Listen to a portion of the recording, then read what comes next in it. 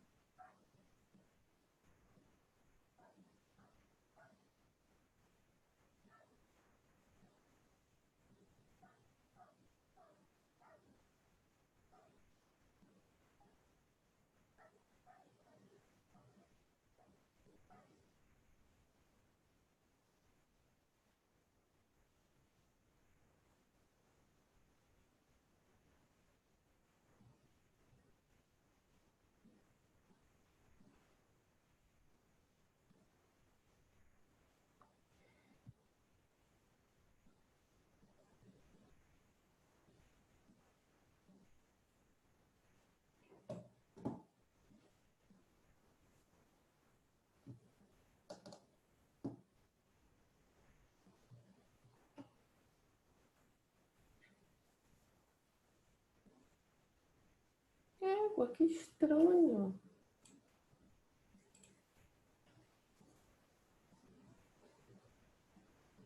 Agora.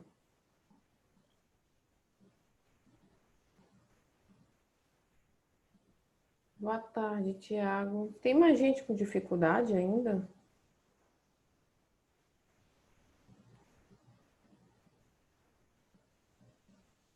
Eles estavam tentando entrar no link da outra aula. Eu já mostrei esse link aqui que deu certo, eles devem Ah, entrar. eles estão entrando no da terça-feira. Deve estar entrando no de Aham, ontem. E aham. hoje é sexta, tá? É isso que ele... Mas eu acabei de mostrar para eles, já devem aparecer. Ah, tá. Boa tarde. Boa tarde, Thiago. Estou vendo aqui que a Lina, que eu falei, gente, eu estou há 10 minutos, não tem ninguém, tem alguma coisa acontecendo. Normalmente vocês não atrasam, quando eu logo rápido aparece todo mundo. Eu acho que era isso, deviam estar logando no link da aula de terça, que a gente fez ontem, no caso, né? Que era uma reposição. Então, estão entrando. Boa tarde, Raíssa. Conseguiu, que bom. Eu mandei logo para a Nina, para ela entrar em contato com vocês, até para eu saber o que estava acontecendo, porque aí, se for algum problema, eu passo logo para o suporte para ver se dá para resolver logo essas questões, né? É o tempo que o pessoal vai entrando, então, no novo link. No novo link não, né? Que é o mesmo, na verdade. No link de sexta.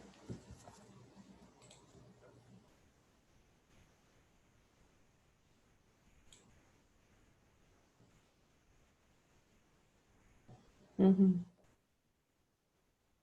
Bom, vou esperar entrar mais gente para falar quem são as apresentações de hoje, né? Pra... Uma delas é da Raíssa e da Larissa. A Raíssa já está aí, né? A gente tem a Ana Paula e a Débora. E teria também. Professora, Oi, diga, Raíssa. eu acho que a Laessa não vai poder apresentar hoje, porque ela tá com o tio dela no hospital. Ah, Aí, mas hoje é o último dia. Vocês só têm hoje para. é, não, mas assim, tipo, o nosso grupo é o segundo. Se ela conseguir chegar a tempo, ela vai entrar pra apresentar comigo, tá? Entendi. Entendi, tá, tudo bem. Só pra- Isso. O primeiro grupo é a Ana Paula, a Pantoja e a Débora. Depois seriam vocês, são vocês, né? E aí o outro grupo era a Lívia e a Rosinha. Só que ontem a Rosinha me mandou, na verdade foi a Lívia, me mandou um e-mail informando que elas estavam tendo dificuldade de acesso e estão com os problemas pessoais e por conta disso não iam conseguir apresentar. E aí vão enviar resenha, né? Então a gente tem, no caso, hoje só os dois grupos. Que por um lado dá mais tempo para a discussão ficar mais tranquila, ninguém ficar tenso com o horário, né? De ficar, falta 5 minutos, tem que acabar. E aí teria essa possibilidade da Carol e do Murilo, né? Apresentarem hoje, né? Mas a Lina me repassou que entrou em contato, eles não deram resposta, enfim, né? Não sei, alguém me informou ontem que tentou entrar em contato e eles não chegaram a dar resposta. Nem de qualquer forma, se eles não conseguirem entrar até o final da aula para a gente poder, para eles apresentarem, aí eles têm que mandar a resenha, né? Para não perder a pontuação. E lembrando, gente, que a resenha é sempre no máximo até o dia seguinte da apresentação, né? Hoje é sexta-feira, né? Eu até falei, como a Lívia mandou um e-mail ontem, eu disse, olha, vocês têm que mandar até sexta, porque segunda já é as provas, né? E amanhã também já é sábado, né, gente? Final de semana. Então, tem essa questão também.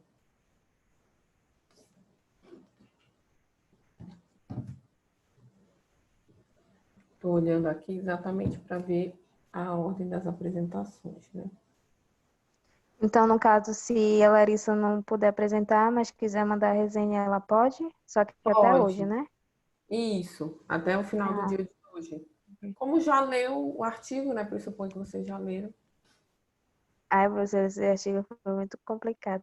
sério. Pois é, vocês resolveram Fala ficar com artigo espanhol.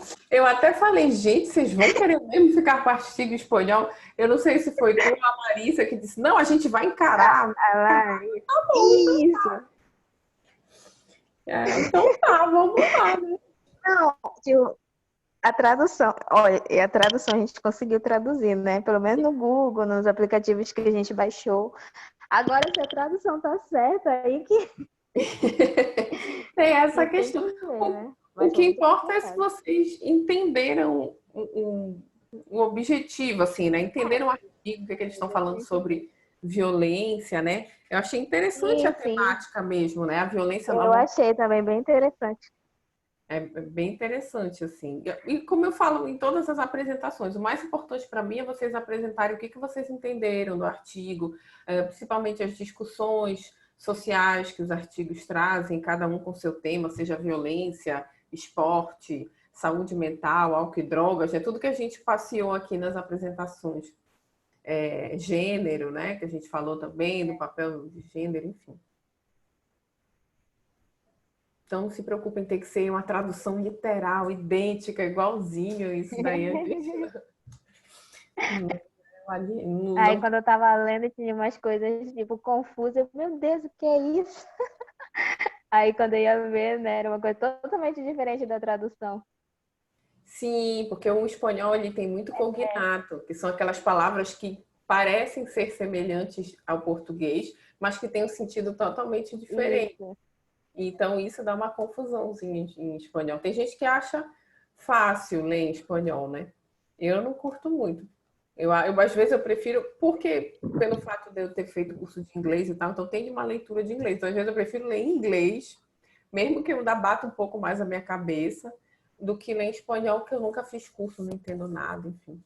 Porque eu fico ficar me enrolando, eu fui tentar ler texto em espanhol, aí tinha o habla, que não, o jeito que estava escrito não era o jeito que tinha sentido. Tem essas questões. E cadê as meninas? Ana Paula e a Débora. Preocupada com o nosso tempo. Eu até entrei bem cedo, exatamente, né, para a gente dar tempo, não ficar tão apertado. Ver se a gente conseguia fazer assim, uma revisão bem breve para a prova, né, ainda no final da aula hoje. E, né, se a Carol e o Murilo também não se pronunciarem, nada, a gente vai, até agora, né, vão ter 2 apresentações.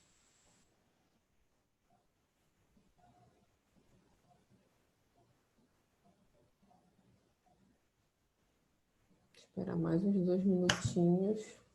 Se não, daqui a uns 2 minutos, Raíssa, se tu quiser começar também, pode começar. Ah, eu posso começar assim. Tá nervosa.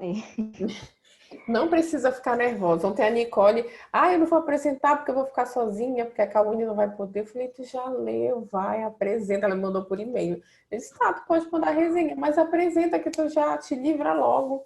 E foi ótima a apresentação dela.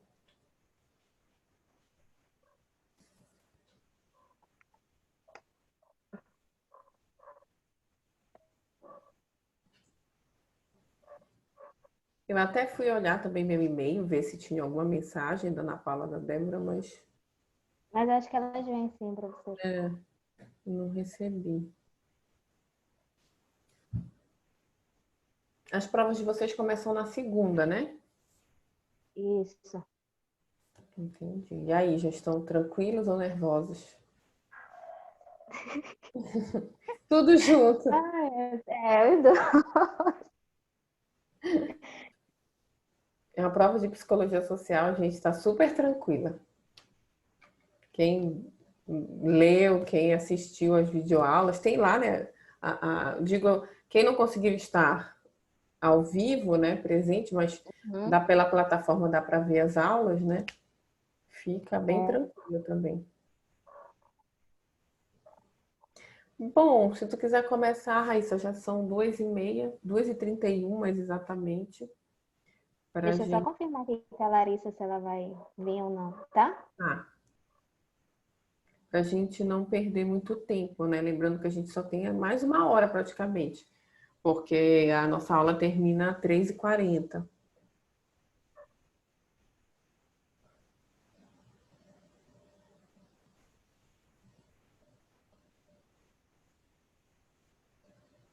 Vocês estão me escutando?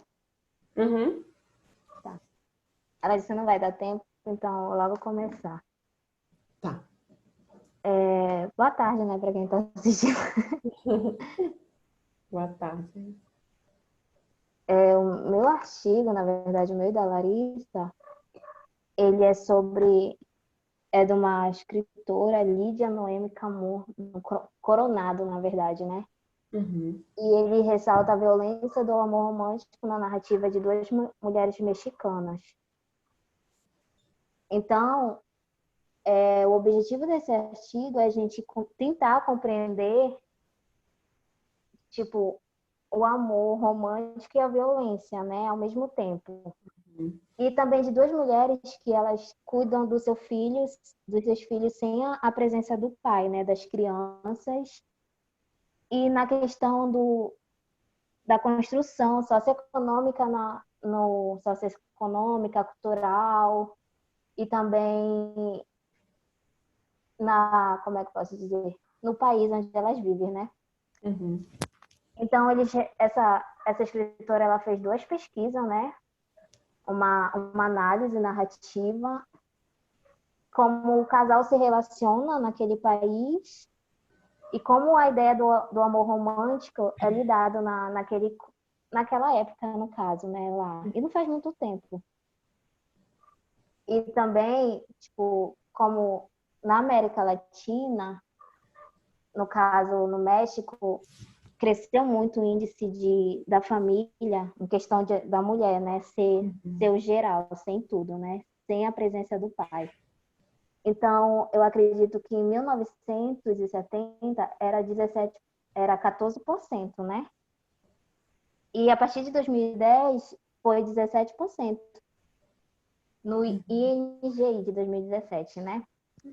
Então, elas vêm falar sobre duas mulheres que elas acreditaram na teoria do amor, né? Que no México, eles se dão que para a mulher ela ter sei lá, uma estrutura, uma vida melhor, ela tem que sempre se relacionar, ter alguém para se relacionar, no caso, um homem, né? Então, conta a história da Diana, que ela diz que a primeira, né? Que Uhum. foi ela diz que foi um daqueles amores bobos, né, que ela conheceu na escola. E então, assim, ela começou a se relacionar com ele, e a partir do momento que ela começou a se relacionar com ele, ela meio que abriu mão de certas coisas, né? Ela abriu mão dos seus estudos e tudo mais, e ela engravidou. Só que, assim, ela não queria morar com ele devido ele ter machiste, né? Ele não ter meio que uma estrutura de vida e tudo mais.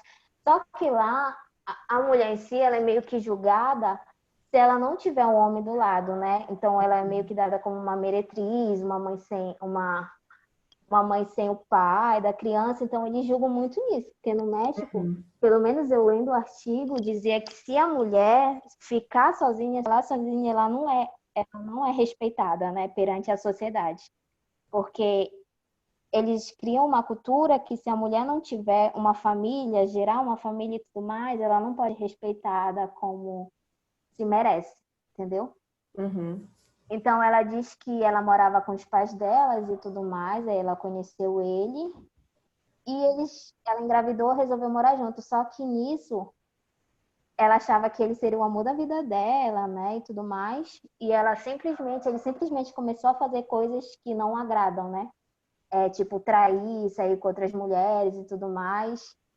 E ela disse que começou a sofrer um abuso psicológico, né? Ela começou a ter um relacionamento tóxico na entrevista que ela dizia que ela aceitava certas coisas dele pelo simples fato do que ali ela precisava estar com ele, entendeu? Independente do que acontecesse. Ela precisava estar naquele relacionamento, porque se ela deixasse o marido, a sociedade não ia aceitar ela, entendeu? Uhum. Então, ela não tinha uma classe econômica boa para poder sair daquele relacionamento abusivo que ela disse mesmo, que ela passou por muito tempo por aquilo, foi praticamente 8 anos, eles tiveram 2 filhos juntos, então foi 8 anos que ela ficou, sabe? ela foi obrigada a meio que deixar a família e tudo mais para ir viver com ele. Só que ele largou ela e foi viver com outras, né? Então ela falou que ela passou muito tempo sofrendo, né, o preconceito da sociedade, sofrendo a questão de não conseguir, talvez um emprego, não conseguir uma coisa estrutural, porque ela estava sozinha, no caso, né? Sim. Então, aí ela dizendo que ela sofreu bastante mesmo. E tem uma parte do artigo que ele diz que o amor romântico e a violência são dois polos de forma de controle, né? Que o romantismo, ele foi um movimento ideológico que começou na Europa em 2000 já, no século XIX, e ele veio como um protesto, sabe, de dominância, que a emoção, a liberdade, o amor, a vida e tudo mais, era uma questão de libertação, né? Que as pessoas que talvez tivessem sentimentos ou algo do mais, elas tinham que se libertar. Entendeu? É uma paixão melancólica, no caso, que eles meio que fizeram para as pessoas. Tem-se sim, eu acho que o relacionamento mais, como posso dizer, exposto, né? Em questão de muitas coisas. E tem uma filósofa, ela é uma filósofa, né? A Simone De Beauvoir. não sei. A B-A-B-U, Simone acho que é o nome dela. Beauvoir é um sobrenome francês. Acho que a senhora conhece. Uhum. Beauvoir. Exatamente. E ela diz Clássico que... Segundo Sexo. Ela tem 2 volumes. O clássico dela tem outros livros. Eu achei muito interessante também. Ela é um clássico do movimento, não só do movimento feminista em si, né? Porque não é. Isso, Ela existencialista também, né? isso, ela é uma filósofa existencialista, ela era casada com Sartre, que é super conhecido dentro também da filosofia, né? Existencialista, enfim. E aí, bom, mas eu já estou adiantando, fala. Ela é muito citada nesse artigo, né? Uhum. Que ela diz que tem uma crença que, tipo, para mulher, tipo, é mais ou menos, deixa eu ver como posso dizer. Vou até anotar aqui para não esquecer de depois falar da Simone de Beauvoir. Mas pode falar. E existe em 1987, se não me falha a memória, que eu vou até olhar direitinho depois, existe uma crença que para a mulher, tipo, para ser feliz, você tem que ser amada, e para ser amada, você tem que esperar pelo amor, entendeu? Então, lá eles têm uma idealização que para a mulher, para ela ser feliz 100%, ela tem que ter um homem ao lado dela, entendeu? Ela tem que ser 100% para o marido, para os filhos, entendeu? E aceitar aquilo. Então, aceitar aquilo, independente do que ele... Oi? E entender que isso é um amor romântico, né? Essa o amor romântico, do amor então elas têm que romântico viver é isso. isso, Elas né? têm que... Você vai viver a Isso, sua então elas têm que vida, aceitar vai o morrer, Romeu e relacionamento Julieta, tóxico. assim, vai morrer. Se bem que quem morre no início é o Romeu, depois ela é a Julieta que é. Mas essa Isso, coisa. e sendo que mais... Uhum. Pode falar, professora, aqui. Não, é porque vai me vindo as ideias, e aí como a gente vai Tá. discutindo, né, essa ideia do amor romântico, mas depois eu vou falar até de algumas autoras brasileiras, como a Valesca Zanello, que discute muito essa questão do amor romântico e saúde mental. Isso, que também é interessante que nesse primeiro exemplo, e também no exemplo da Simone, dizem que essa abordagem, tipo, baseia de princípio de desigualdade, dependência, né, e privilégios para alguns. E a questão da frustração, né, e do sofrimento que as mulheres passam naquela época. E já o segundo exemplo é a Paloma, que ela diz que... Esse assim que eu falei, meu Deus, gente, é sério? Que eu estava lendo, que dizia que ela já é de uma diferença, como de socioeconômica, no caso, né? Ela já tem mais dinheiro que a outra, do que o primeiro exemplo. E ela também já veio de uma vida mais assim. Só que a cultura dela dizia que ela teria que deixar tudo, não ser nada e ser dependente do marido, né? Ser super dependente dele e meio que respeitar, acima de tudo, o marido. Se o marido não tiver a sogra, se a sogra não tiver os irmãos do marido dela. entendeu? Então, quando ela começou a se relacionar com ele, ela engravidou, ela também engravidou. Só que, assim, ela já estava numa faculdade, ela já estava trabalhando e tudo mais, e antes de tu se casar, lá na religião deles, a tua família que meio que te... Não é você que escolhe, né? A tua família que escolhe o casamento e vê com quem você se tem que casar e o que a tua família tem para oferecer para eles, no caso. Então, como ela era de uma boa estrutura de vida, eles estavam bem, né? Então, ela resolveu se casar. Aí, quando ela... Na verdade, eles anularam o casamento devido a ela ter ficado grávida, mas a sogra dela disse que ela só se casa com o filho se ela largasse tudo para ir viver com ele e se submeter a tudo, né? Meu Deus. E ela dizendo que, além disso, ela sofreu muito a questão como é que eu posso dizer? Violência, não? É, a questão da violência psicológica, né? Porque Uhum. ela passou por muitas coisas. Ela passou por muitas coisas com ele, no caso. E aí, devido a ela ter uma vida boa, ela teria que decidir, tipo, ou você escolhe, tipo, a minha família, ou você vai ficar sozinha cuidando, sabe, do seu filho. Então, ela teria que deixar a profissão, ela teria que deixar os estudos, ela teria que deixar tudo para se submeter a isso, entendeu? Só que como a família dela era boa de vida, ela não aceitou tudo isso. No começo, ela chegou a falar, não, vou fazer isso porque é o que a minha religião quer, porque é que a minha cultura, primeiramente, permite. Porque lá, se uma mulher, como eu falei do primeiro exemplo, uma mulher criar o filho sozinha, elas são consideradas que elas não merecem respeito, né? Só que daí, como ela vem de uma cultura não, de uma classe social mais elevada, ela tinha um pouco desse respeito devido aos renomes que ela tinha, né? E aí foi que ela acabou não se deixou dele, né? E ela veio sozinha, só que agora ela é bem sucedida. Espero que ela esteja viva ainda, né? Só que assim, eles são bem sucedidos e tudo mais. Ela conseguiu Aí se ela não se reerguer casou. para E além dessa. Uhum, ela entendi. conseguiu se reerguer, mas ela isso. Só que ela, num exemplo, ela diz que o pai do filho dela é o namorado da vida toda, que ela aceitaria tudo para ficar com ele, entendeu? Inclusive renunciar às coisas que a sociedade impõe perante a eles, entendeu? E eu falei, que louco. Então, tipo, eu analisando as duas Uhum, coisas, são histórias parecidas, que no final de tudo elas têm que criar o filho sozinhas, elas têm que ficar sozinhas, entendeu? E também a pressão psicológica que elas passam, o abuso psicológico, também o relacionamento abusivo, né? Porque muitas das uhum, vezes eu acredito que ele, assim, a violência não é só a questão do físico, né? É a questão uhum. do maus tratos também, escondido no controle, porque eles controlavam ela, entendeu? Com Como o certeza. exemplo da primeira, a Diana, né? Você não vai se vestir assim porque eu não gosto que você se vista assim, entendeu? Ele não deixava ela sair, ele não deixava ela fazer nada, entendeu? Porque se os meus vizinhos te verem assim, eles vão te chamar de, licença a palavra, de puta, né? De outras Uhum, coisas. Entendeu? uhum, Como tu quer ser respeitada na nossa cultura se você não se dá o respeito, entendeu? uhum. Então, acho que, acima de tudo, foi a violência psicológica que elas tiveram e a questão do relacionamento abusivo, entendeu? Sim.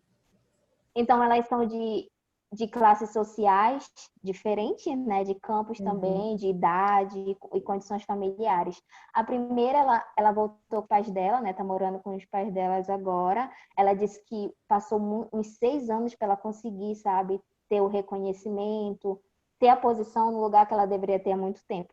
Entendeu? E a segunda, ela já tinha uma vida boa, ela conseguiu se reerguer, ela conseguiu como posso dizer, ser dependente, né? uhum. Autodependente de tudo. As duas, no final da história, conseguiram. Antes disso, eles colocaram uma mulher romantizada que só poderia alcançar o amor, só poderia ter o amor se fosse através de um homem, né? Só Sim. que o mais interessante também é que nas duas histórias, elas meio que depositaram, graças a Deus, o amor tudo nos filhos dela, né? Então, os filhos dela foram uma base para elas conseguirem sair daquele relacionamento abusivo, daquele relacionamento que fazia mal, né, psicologicamente, porque eu entendi que foi mais a questão do psicológico, não foi nem tanto do físico, entendeu? Porque tu tem que renunciar tudo para, sei lá, vai de cultura para cultura, né? Mas é uma coisa que... Ai, eu até esqueci o que eu ia falar. Acho que era a tua opinião, pode falar. Enfim, assim, né? O amor, ele... Não sei também a definição do amor, né? Lembrei até da aula da Rosa agora, que é o amor. Então, lá É. que a manifestação do amor romântico, ele é sustentado por várias estruturas, né? Às vezes eu Uhum. acho que eles não se relacionam nem pelo fato de amar, né, a pessoa, e sim pelo que Sim. talvez como o caso da outra moça lá, era a questão mais financeira, né? A questão mais de... Então, ela teve que aceitar porque a família dela queria que ela aceitasse aquilo pelo fato das condições econômicas, porém ela teria que se submeter a fazer tudo que o marido queria, né? Já a segunda já não era uma coisa boa, mas ela estava lá por causa dos filhos dela, como ela diz. Eu aguentei muitas coisas por causa do meu filho. Eu passei por tantas coisas por causa do meu filho, entendeu? Então, hoje em dia, eu acho que hoje elas criam um filho dela sozinha, né? Como Uhum. dizia, que elas criaram o filho dela sozinha e elas conseguiram ter Uhum. aquele apoio, né? Então, tipo, é isso. Pode falar que depois eu continuo. Pode falar a tua opinião, mas tu tá concluindo, é isso? Não. Ou deu um nervoso aí, deu um Não, branco? ainda não. Eu tô fazendo um resumão, entendeu? Assim, Uhum. deu um branco. É, mas eu acho que tu abordou os pontos principais, né? Pelo que eu tô entendendo, assim, da É. história de vida delas e como que essa Uhum. construção do amor romântico, mesmo que lá esteja atravessado por uma questão cultural do México, que trouxeste aí, né? Como é que elas falam no artigo, né? A autora do artigo. Não sei se é uma ou duas, são duas, eu acho, né? São dois É. exemplos. Não, eu digo, quem fez a pesquisa é uma pessoa. A narrativa do amor romântico foi uma só. Acredito que seja É. uma. Não, quem é que. Tem o nome do artigo e tem quem escreveu o artigo. É Ah, só tá, uma deixa eu pessoa. ver aqui. Eu não lembro se são uma ou duas do artigo. Sobre. Eu acho que aqui só tem o nome do artigo, quando vocês me Tá mandarem. escrito Lívia Noemi como É, Coronada. Só uma mesmo para você. só uma. Então, através também do que a autora está discutindo, né, o que você está colocando, por mais que tenha um recorte cultural do México, né, que ela vai apresentando tanto de uma questão cultural da religião dessas duas mulheres, dessa concepção que uma mulher só tem valor se ela tiver casada no momento que ela tem filhos, né, como tu ressaltou muito que acho que a autora traz isso. Então, lá no México, uma mulher só é reconhecida como digna se ela tiver num casamento, no caso dela tendo um filho. Né? Então, ela ser mãe solteira é considerada de menor valor, indigna, menos. E até, né, palavras mais de baixo calão, assim, né? Que as pessoas vão falar e vão denominar, né? Por mais que tenha esse recorte, a gente vê que com algumas diferenças, né? A gente ainda tem um pouco disso no Brasil, né? Com É algumas isso que eu estava diferenças. analisando mesmo. A gente sabe que tem um pouco desse juízo de valor. Não sei se chega da forma como tu trouxeste, né? Que a autora fala no artigo. Parece que isso é muito forte no México, né? Assim, forte no sentido de uma desqualificação de qualquer ordem, né? Aqui a Isso. gente tem isso, mas não é, hoje em dia, não é que seja, como é que eu posso dizer, que não exista. A gente sabe que existe, mas talvez seja mais velado, né? Fica aquela coisa da conversinha de canto, mas a mulher consegue ter um trabalho, consegue ter uma vida para além de estar casada com alguém nessa visão social. E o que tu traz é que lá no México isso parece ser muito mais difícil, né? Muito mais É. Esse pesado. artigo foi de 2017, mas eu acho que agora deve ter melhorado algumas coisas, sabe? Nem cheguei a pesquisar pra Nem ver. sei. Acho que eu nem sei, não tem mais sobre. Não sei também. Porque 2017 não é tanto tempo assim, são 3 anos atrás, né? Então, Não é tão longe também, não vou dizer que, mudou em três que foi uma anos, enfim. evolução, que nossa. Se a gente vê aqui, a gente faz essas discussões, né? A Não, gente. e assim, pelo menos desde crianças, elas são meio ensinadas que o amor é para durar a vida toda, né? E deve ser por Uhum. isso que talvez mulheres, eu acho que são mais intensas do que o homem na questão de se relacionar, na questão de perdoar, né? E até às Porque vezes são aceitar, ensinadas né? A questão, eu socialmente a prestei muita isso. atenção que eles relatam aí. Isso, são ensinados. Aham. questão muito do relacionamento abusivo, né? Aí a Uhum, questão da violência também, né? Foi uma coisa muito uhum, ressaltada aqui, uhum. que Isso. explica que apesar de não ter sido a violência talvez doméstica, a violência talvez física, mas teve aquela violência psicológica, pressão psicológica, um relacionamento abusivo e tudo mais. Como eu Uhum, estava vendo que, não sei se vocês veem passar no comercial assim, né, que desde do início do isolamento social, aumentou o índice, né, de abuso, né, no lares de mulheres sendo agredidas, de mulheres sendo meio que tendo aqueles abusos psicológicos muito mais intenso, né, do que a gente vê constantemente. E é uma uhum. coisa que elas relatam que, por fim, a mulher ela meio que tem que sair daquilo. Por mais difícil que seja, ela tem que buscar uma solução para sair. Como elas diziam nos exemplos que, querendo ou não, elas tinham que arrumar um jeito de sair daquilo, né? Elas tinham que Sim, tentar, pelo menos pelos filhos dela, né? Entendeu? É exatamente. tipo aqui, como a Sarah falou, que no Brasil não é uma coisa que diga, nossa, é uma coisa que tem, mas que a gente não vê tanto, né? Não sei Assim, se a gente diariamente, não né? No nosso vê, dia a dia, no nosso ou é cotidiano. mais invisibilizado, não é invisibilizado, acho que mais velado. Velado é assim, aquilo existe, mas a gente coloca vou botar assim, para ficar uma analogia mais didática, né? A gente Foi. coloca um véu e finge que não existe. Diz, como a gente discute hoje em dia a questão do racismo.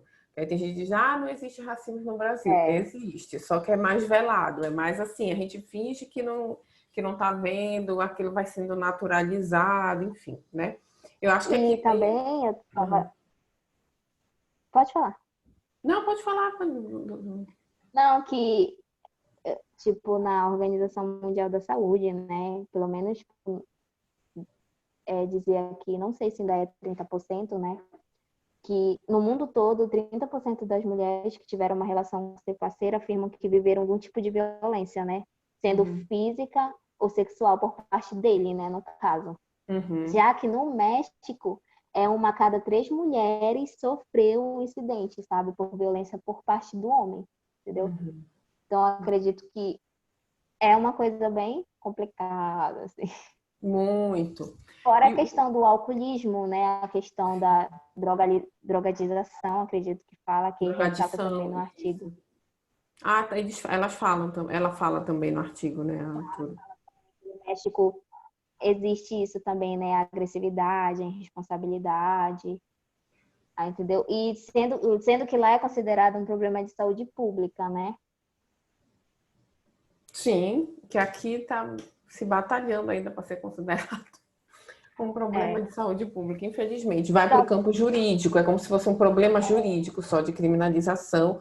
Aí tu vai na delegacia, denuncia e todo o resto, né? O suporte emocional, psicológico, o suporte físico mesmo, porque a mulher sofre agressões, vai precisar de um acompanhamento médico, vai para emergência, né? Enfim, coisas não só às vezes danos muito mais graves, de traumatismo craniano, coisas assim surreais. Por isso que lá, ou seja, a gente tem um aspecto de saúde pública quando a gente fala de violência, né? Violência contra a mulher, que é um dos atravessamentos aí. E uma coisa que eu queria destacar, né, no que tu foste trazendo, Raíssa, o que esse artigo traz, é exatamente essa concepção do amor romântico, né? Que tudo partiu, então, qual é a do amor. relação de violência e amor romântico? Que a gente fica pensando, não, mas o amor é romântico, o que tem a ver com violência? Eu acho que, na verdade, o que ela está trazendo, que é o que se discute quando se fala dessa construção do amor romântico, seja ao longo dos séculos, né? Como tu falou, Sendo que essa. diz que assim, a violência do amor romântico, né? Que talvez pra gente não possa ser violência, mas pra quem tá passando né? Ou às vezes pra pessoa que tá passando pra gente de fora talvez seja. Exatamente. Vamos pensar assim naquelas construções de amor romântico. Não vou nem chegar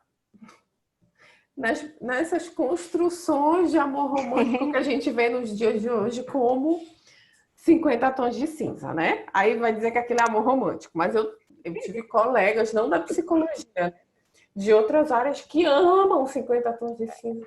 Gente, Mentira, Luzera.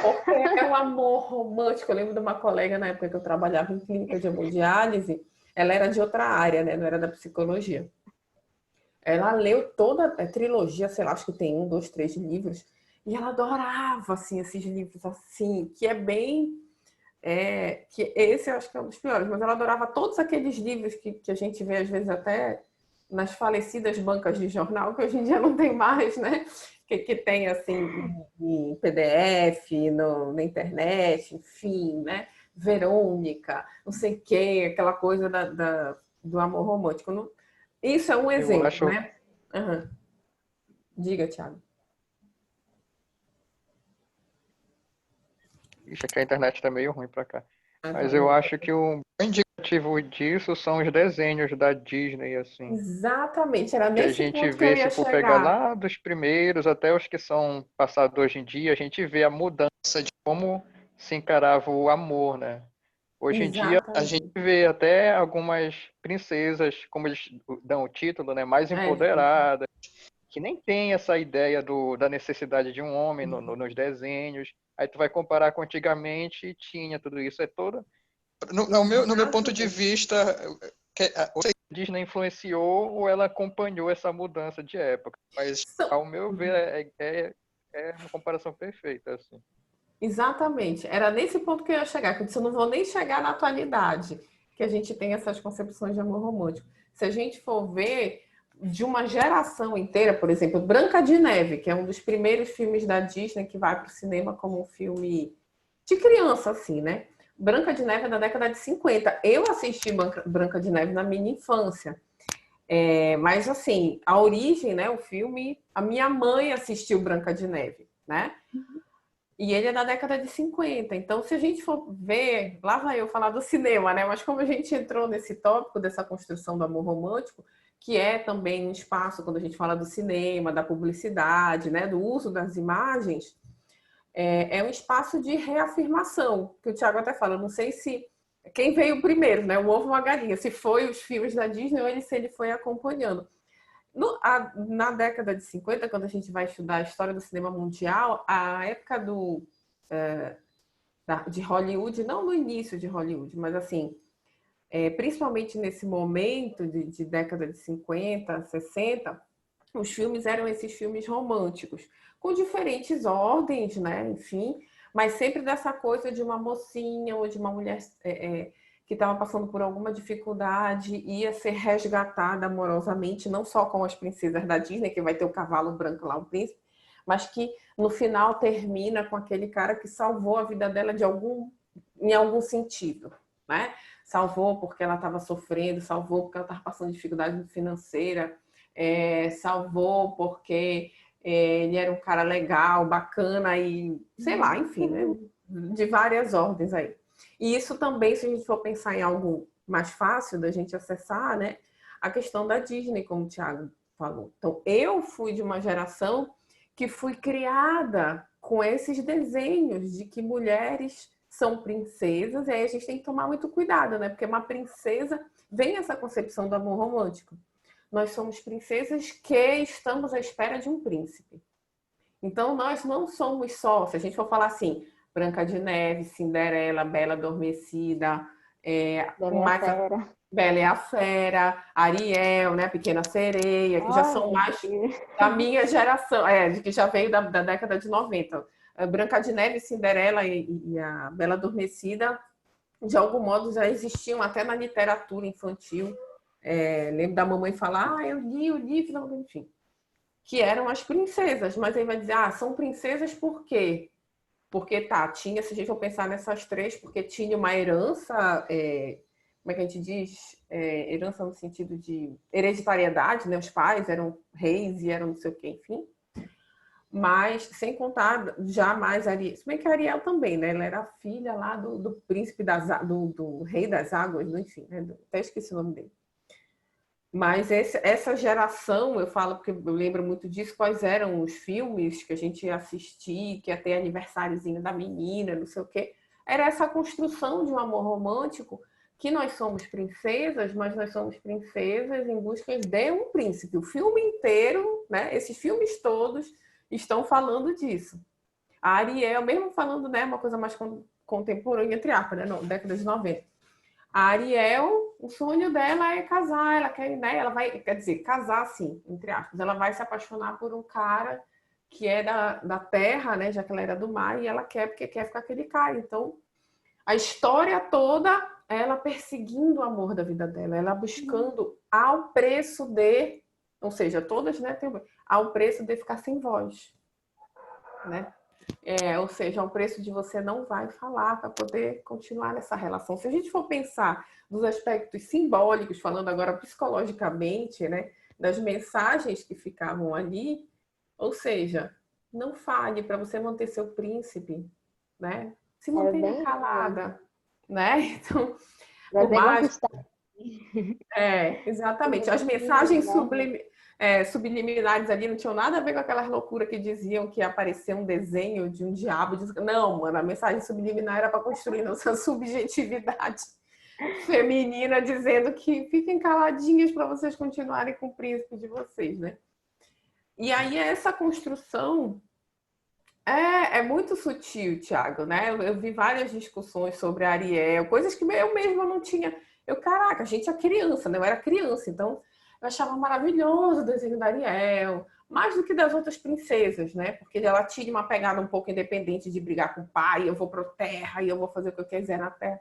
Mas olha os pequenos aspectos simbólicos que estão relacionados aí, né? Então, a Bela e a Fera, eu vou abdicar da minha família, tá, que preço, mas para tentar resgatar este homem desse lado ruim dele, desse lado mal, agressivo. Mensagem da Bela e a Fera: continue numa relação abusiva, de um cara escroto, de macho escroto. Porque um dia ele vai mudar, ele vai virar um príncipe. Como diz, olha, no artigo mesmo dizia, eu acho que é Bowlett o nome do homem, não sei. Em 1985, eles descreveram que as mulheres muitas das vezes acreditam que têm um poder especial para compreender e mudar os homens, né? Como o exemplo que a senhora deu da Bela aí. Que muitas vezes elas são responsáveis para fazer mudanças de ruim que tá, entendeu? Olha, eu nunca consegui ler nem assistir todo o filme, porque eu acho o filme ruim. Se alguém gosta de 50 Tons de Cinza, me perdoe. Eu tentei assistir para pelo menos, sabe, aquela coisa, precisa assistir para criar uma discussão sobre esse filme. Não consegui, porque eu achei não só a história, mas eu achei a cinematografia, a construção, falando assim, tecnicamente de quem gosta de cinema, achei ruim. E aí, pelo que eu entendi, é meio isso também, né? Lá, eu não sei como é o nome da personagem principal, que no fundo ela muda um pouco aquele cara, né? Que no fundo submete a ela, inclusive, a uma relação sexual em que ela tem que ser submissa, e vira aquela louca, né? E ela, olha só como ela consegue mudar ele. Foi ela que mudou ele. Então, imagina esse contexto. Por isso que elas falam essa relação, né, do amor romântico, a violência do amor romântico, né? Acho que esse a violência do amor romântico na narrativa de duas mulheres. Exatamente, ou seja, então a violência do amor romântico. E aí a gente pensa, o que tem a ver o amor romântico com violência? Na verdade, tem que ver de liberdade. Meu Deus, Joel, isso deve ser pior ainda. Eu não consegui nem terminar um. E ainda me dá uma agonia, uma raiva, algumas coisas. Sabe também que eu achei interessante? Tem gente que ama e fica essa construção se reafirmando desse lugar da mulher. E tem mulheres que adoram. Eu ganhei este livro de uma amiga minha, achando que eu ia amar, de aniversário. Eu adorei, gente. Uma colega, ela não é da psicologia também. Enfim, só há muito tempo, quando foi moda, ainda era meu aniversário, ela me deu. Você vai adorar esse livro, amiga. Você vai ver o seu relacionamento. Os relacionamentos é o amor. Aí vem sempre com esse discurso do amor, né? Que aí entra na questão do amor romântico. Então, o que é essa construção do amor romântico? Seja utilizando aí os filmes da Disney como exemplo, ou até o que elas estão trazendo, as duas entrevistadas, né? Ou seja, essa concepção que o amor supera tudo.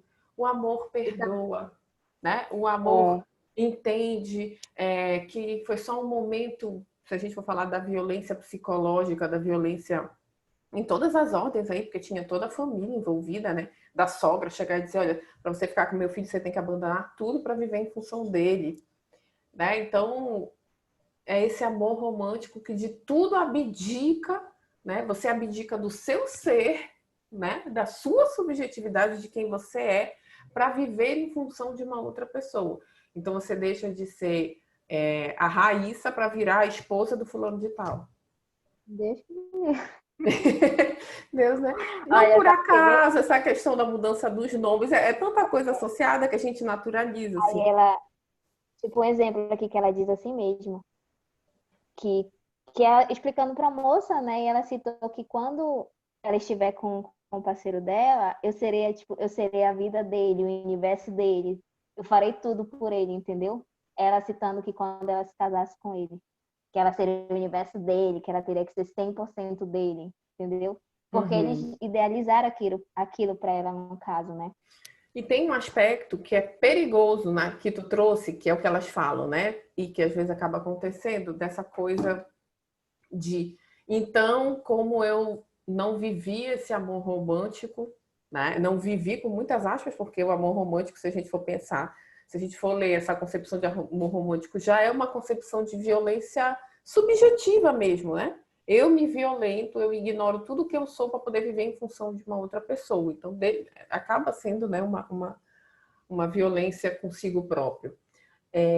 Mas uma coisa que é muito perigosa e que às vezes acaba acontecendo é essa coisa que elas falaram, então eu peguei todo aquele amor que eu queria dedicar para um relacionamento amoroso e desloquei para o meu filho.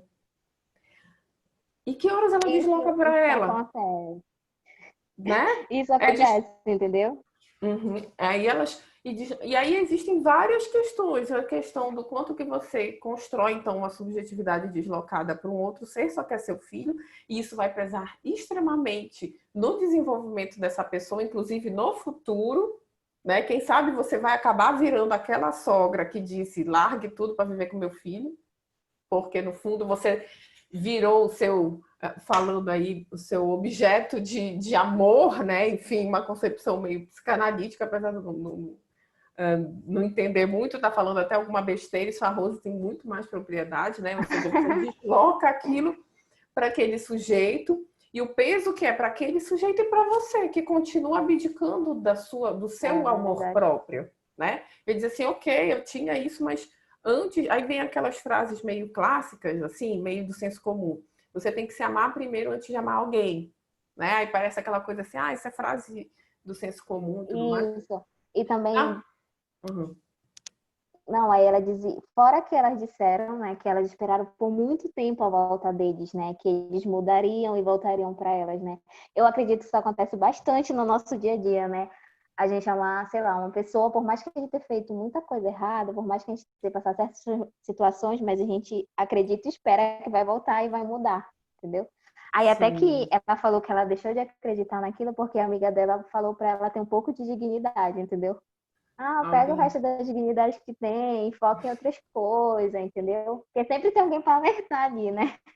Exatamente. Aí ela disse que ainda bem que elas fizeram terapia, né, para superar isso. Que elas teve uma delas, a Paola, né, que tem as condições mais eficazes, falou que começou a fazer terapia e conseguiu lidar com o ex dela, né, com a ida dele. Aí ela disse que ela é mãe em tempo integral, né? E ela tenta dividir isso com as relações sociais dela. Sim.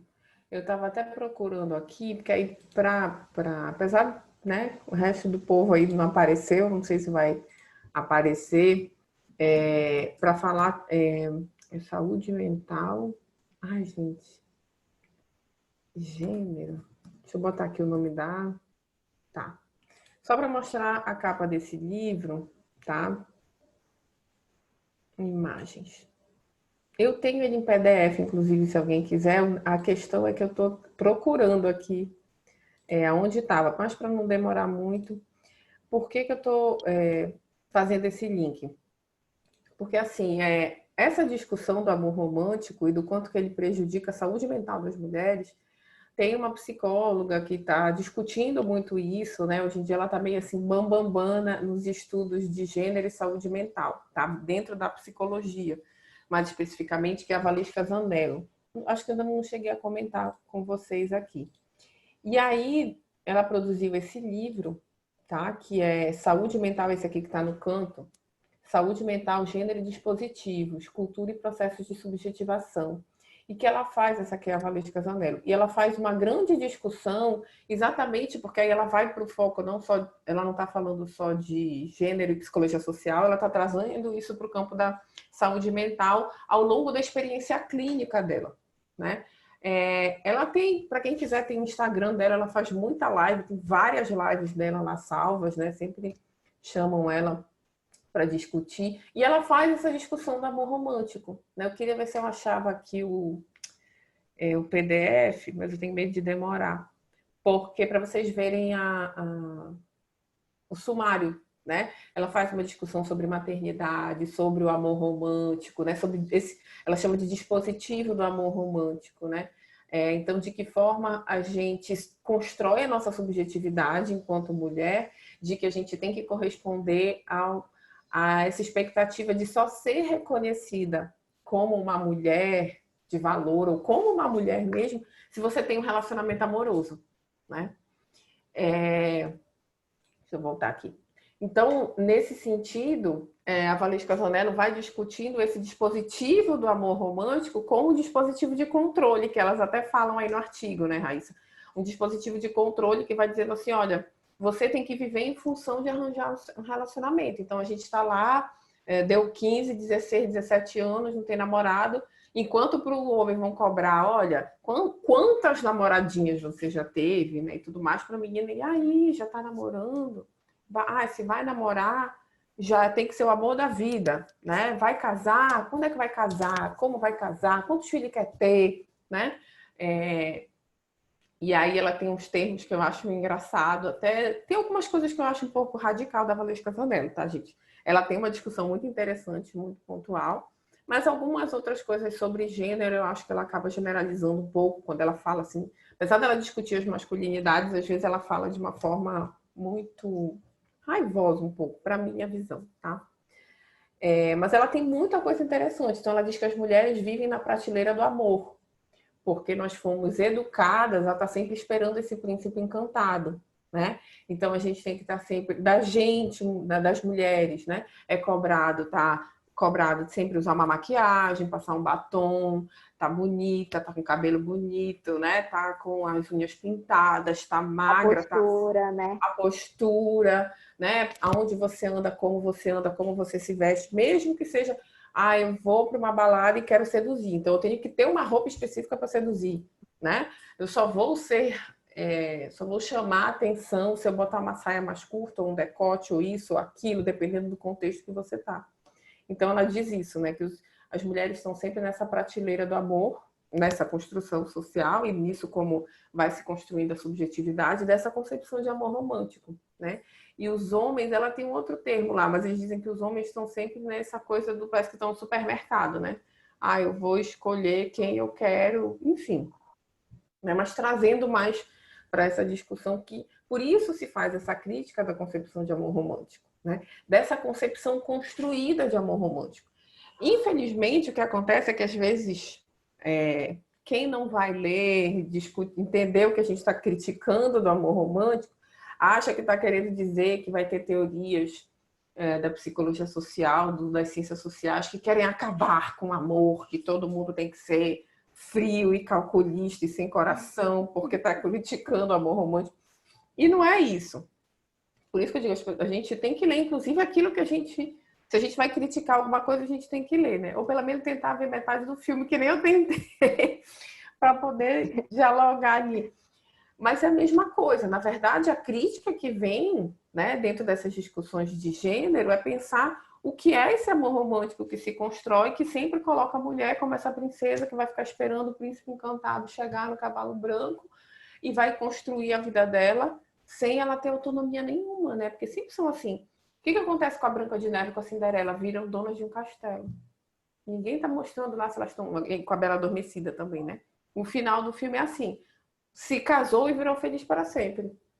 Tá, ela trabalhou, ela foi fazer alguma coisa que ela gostava da vida dela, né? Ela foi virar artista plástica, ela, sei lá, o que fosse. Não. A felicidade, o final feliz é o casamento, né? Nesses filmes clássicos dessa visão de amor romântico, como vários filmes acabam apresentando isso. Se você abdicar, se você for salvo, se você encontrar o seu príncipe encantado, o amor resolve, né? Mas se ele te trair, mas se ele não sei o quê, perdoe, porque o amor supera tudo. Então fica assim. E aí vai para o campo da violência, ou seja, aceite a violência psicológica que você vive, aceite as restrições que você tem que passar, porque algum dia você vai ver que isso tudo valeu a pena. Valeu a pena a custo de quê? De você abdicar dos seus desejos, da sua subjetividade, né? Às vezes que também, sei lá, a questão do PCB, né, que está passando por uma pressão psicológica, né, um relacionamento psicológico abusivo, né?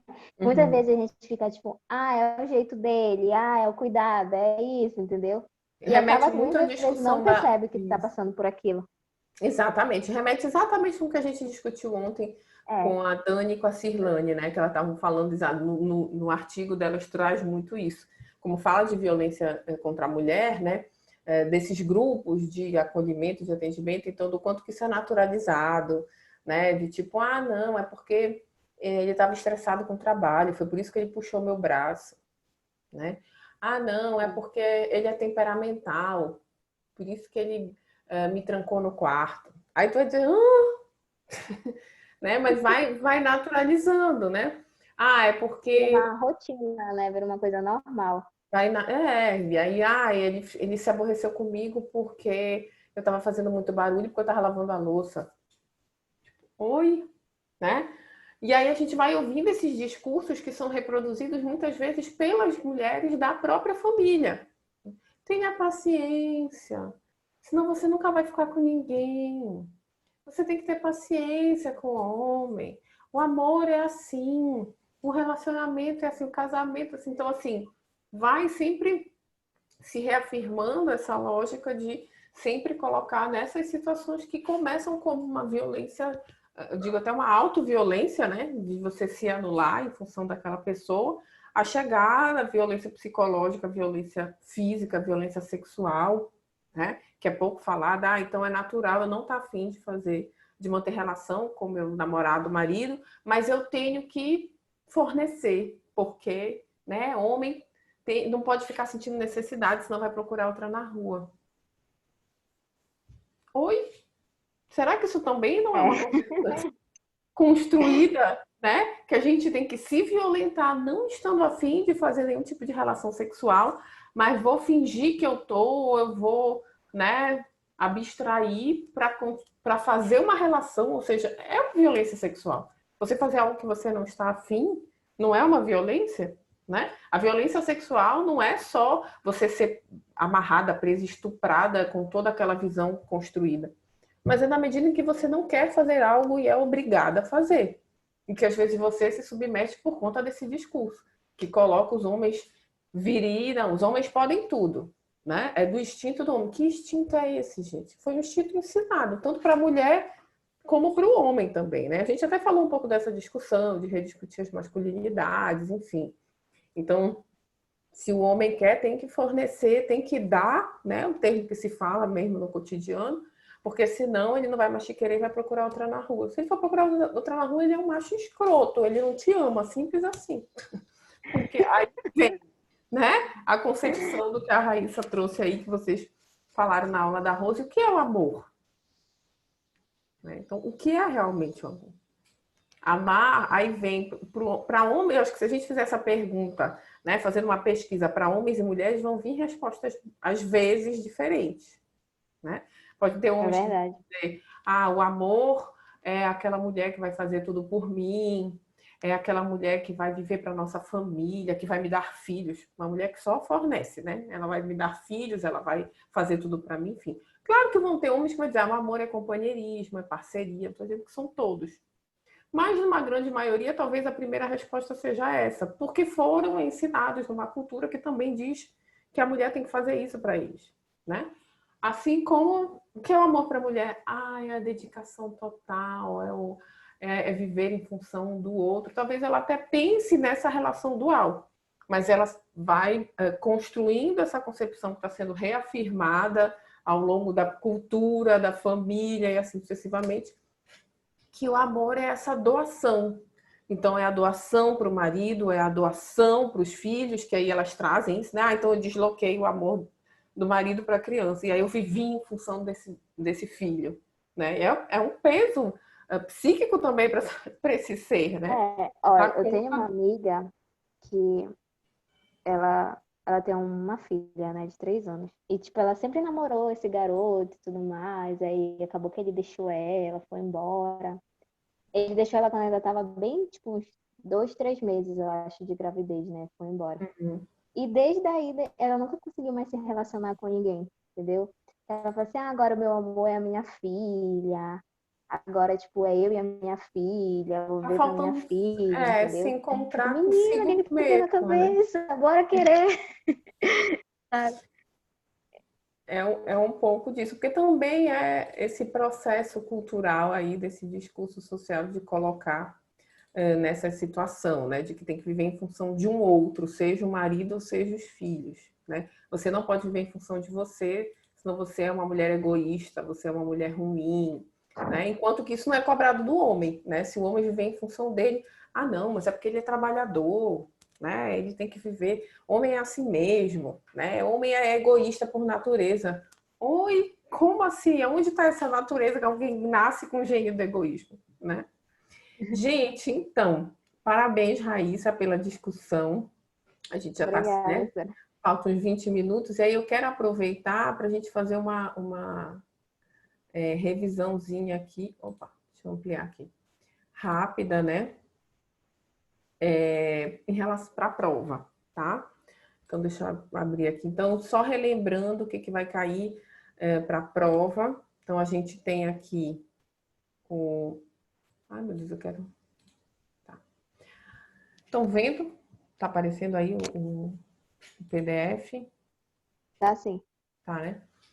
Então, aqui a gente vai, ou seja, o capítulo 1 e 2 desse livro aqui da Silvia Lani, tá? Em relação ao capítulo 1, que é a introdução, né? Psicologia e psicologia social. Quais são os pontos importantes? Deixa eu botar aqui no modo leitura. Fica melhor.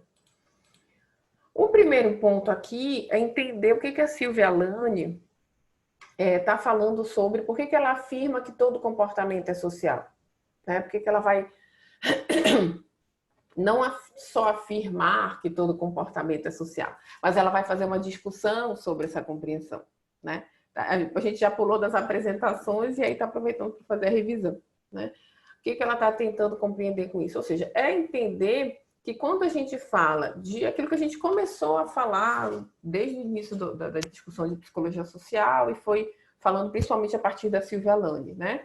Essa compreensão de que a nossa subjetividade, aquilo que a gente pensa que é individual, na verdade está atravessado por um social, né? Como a gente viu aqui em todas as apresentações, da gente estar discutindo gênero e a gente achar que aquilo, a concepção de amor romântico, né? O instinto do homem de ser agressivo, de ser egoísta, enfim, coisas assim, que na verdade é uma construção social que vai reafirmando esses padrões, esses estereótipos, essas formas, esses comportamentos, já que é o termo que a Silvia Lani está usando aqui, como naturais, né? E na verdade não são naturais, ou seja, são permeados, atravessados por esses discursos socioculturais que vão dizer que você tem que agir e ser daquele jeito, tá? Eu vou pontuar bem brevemente, tá, gente? É uma revisão bem rapidinha para dar tempo. O outro ponto importante aqui é quando ela faz aquela discussão sobre os papéis sociais, né? Cadê? Acho que ela vai fazer já no outro, né? Isso, como nos tornamos sociais. Então, aqui ela vai discutindo, só para a gente lembrar, ou seja, os outros, o grupo ou os grupos ao qual pertencemos e como nós nesta convivência, vamos, através desse processo, a gente vai definindo a nossa identidade social. Que aí ela vai ampliar. Tá, aqui tem um outro ponto importante, tá, gente? Então, entender por que ela chama de que todo comportamento é social, né? Ou seja, ela está falando isso porque está atravessado aquilo que a gente acredita que seja um comportamento individual, na verdade, está atravessado pela cultura. Um segundo ponto é que quando ela fala da questão da linguagem, né? Ou seja, que a gente aprende tudo isso, essas discussões, essas noções sociais, o que é ser homem, mulher, o que é ter um relacionamento, o que é o amor, né? Essas questões assim, através da linguagem. Por quê? Essas palavras, essas denominações, tudo isso que a gente utiliza, não só palavras, mas como as imagens que a gente falou aqui dos filmes e dos desenhos da Disney, elas vão, né, são linguagens que vão determinar valores, explicações, né, e de modo a manter as constantes formas de relação entre homens, entre pessoas, né, aí homens no sentido de pessoas, né, seja concepções de ideologia ou representações sociais, aí que a gente viu mais na frente. Ou seja, a compreensão de que, para Silvia Lani, é através da linguagem que a gente absorve, vamos dizer assim, né, essas construções sociais, porque seja da linguagem falada, escrita, né, do cotidiano, do que as pessoas falam no cotidiano, ou seja, inclusive, da linguagem da imagem, né? Eu vou assistir um filme e ali está dizendo que eu só vou ser feliz se encontrar meu príncipe encantado, tá? E aí, no capítulo 2, quais são os pontos importantes, né? O capítulo 2, lembrando que ele vai ter 3 pontos, né? Ele fala os outros, a identidade social e a consciência de si, tá?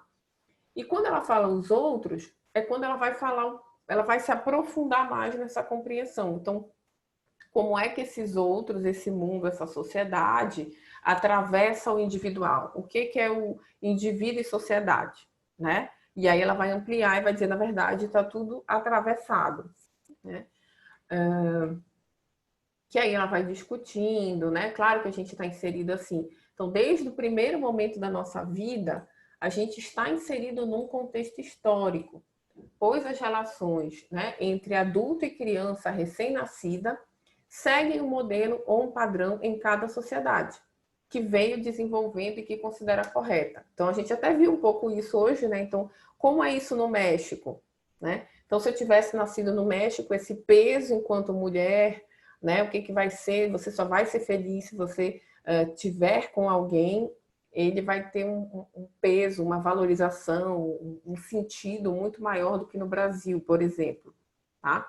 Então, desde o primeiro momento de vida, a gente já está inserido no mundo cultural, né? Num processo, num contexto histórico, que vai dizer o que é certo, o que é errado, como você tem que viver, como você tem que agir, enfim.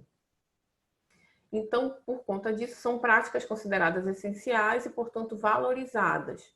Se não forem seguidas, dão direito aos outros de intervirem direto ou indiretamente, né? E quando se fala em dar o direito, significa que a sociedade tem normas e leis que vão institucionalizar aqueles comportamentos que historicamente vêm garantindo a manutenção desse grupo social. Que é, então a gente tem um discurso dentro de um contexto cultural, né, que ao longo da história vai dizer uma mulher só é feliz se ela estiver casada, né, com o marido e com crianças e filhos, né? E se você rompe com isso, vai dar o direito nesse contexto social, ou seja, os outros intervirem direto ou indiretamente, seja a família lá, chama a atenção, como assim? Tu não vai continuar casada com essa pessoa? Vem a vizinha, vem papagaio, periquito, enfim, né? Porque o casamento é a melhor coisa do mundo, porque tal, enfim. Como se fosse assim, a qualquer preço, não importa o preço, o importante é estar casada, né? Assim como, ou diretamente, quando isso vai se transformando em normas e leis jurídicas, né, que vão normatizar. Então, se você tem um filho, você tem que ter determinadas atitudes, você tem que ter determinados parâmetros, você tem que agir de uma forma. Se você não agir de uma determinada forma, você pode, inclusive, ser presa, ou enfim, tá? Só para ter essa discussão para entender como é que isso vira leis e normas, tá? E aí, é aí que ela vai desenvolver, esse é o terceiro aspecto importante aqui dos outros, a concepção dos papéis sociais, que a gente falou bastante, né? Então, o que são papéis sociais, né? Os papéis sociais, então, são essas normas, né? Essas concepções, né? Quando a gente fala de normas, não é só o que está na lei, mas essas normas que regem as relações sobre os indivíduos. Algumas são mais sutis e outras menos, né? até algumas que são rígidas, consideradas imperdoáveis e que podem virar leis e transformar uma punição, se você rompe com esses papéis sociais determinados, que a gente discutiu muito aqui em relação ao papel de pai e mãe e dos filhos, né? Então, qual é o papel social da mãe? Então, quais são as construções sociais, as normas colocadas de como uma mulher tem que ser mãe? Então, ela tem que viver em função, a gente até fez aquela pesquisa rápida no Google, né? E para o pai, o homem tem que ser o provedor, viver para agradar o filho, e é isso, né? Não falar de afeto e tudo mais, tá? Estou falando rapidinho só para dar tempo aqui para pincelar. Das identidades sociais, da identidade social, é falando exatamente como isso nos atravessa, quando a gente pensa que algo é extremamente individual. A minha identidade vou dar como exemplo. Então, a identidade social, aqui ela vai trazendo o exemplo daquela jovem que vai descrevendo várias coisas, né? Eu sou tímida, eu sou isso, mas eu sou aquilo, mas eu sou tal. E aí depois ela vai questionar no final, vai pontuar no final até que ponto isso são questões meramente, totalmente individuais, ou também são questões construídas socialmente, que a gente transforma em identificação, né? Então, quando eu falo eu sou uma mulher, o que eu estou falando com isso? Será que a concepção de mulher, para mim, é apenas uma concepção individual? Ou a concepção de mulher, para mim, está atravessada pelo que o social está me dizendo, o que é ser uma mulher, o que é estar grávida, o que é ter um bebê, o que é, né, como é que eu tenho que agir, o que eu tenho que fazer, como é que eu tenho que pintar a cor do quarto, como é que eu tenho que me relacionar com o mundo, né? Então, a gente vai falando, né, tanto que lá em identidades sociais e relações intergrupais, tem lá como os pontos principais, né? Se a gente for pensar em identidades sociais de raça, de classe, de gênero, né? São as formas como socialmente se criam processos de identificação que nos atravessam e que às vezes a gente pensa que é unicamente individual, né? E quando se fala na consciência de si, é para compreender como é então que eu consigo ter consciência desse processo, né? Quando eu falo sou uma mulher, eu tenho que entender que eu também estou falando a partir, eu não posso generalizar que todas as experiências dessas mulheres serão iguais, porque a minha experiência enquanto uma mulher branca, cisgênera, vai ser diferente de uma mulher negra, vai ser diferente de uma mulher transgênera, enfim, né? Mas eu ter a consciência que, por exemplo, vamos pensar aí nas mulheres pesquisadas na questão da Raiz, no artigo que a Raiz apresentou, né? Será que elas tinham consciência do quanto que existia uma construção social que estava dizendo que elas só iam ser felizes se elas estivessem com relacionamento amoroso? Né? Então, esse processo da consciência de si é o quanto que a gente compreende esses papéis sociais que nos são colocados, né? Essas identidades que nos são impostas e que a gente tem que corresponder de uma determinada maneira. Então, se você é mulher, você tem que cortar o cabelo de um jeito, você tem que se pintar de uma maneira.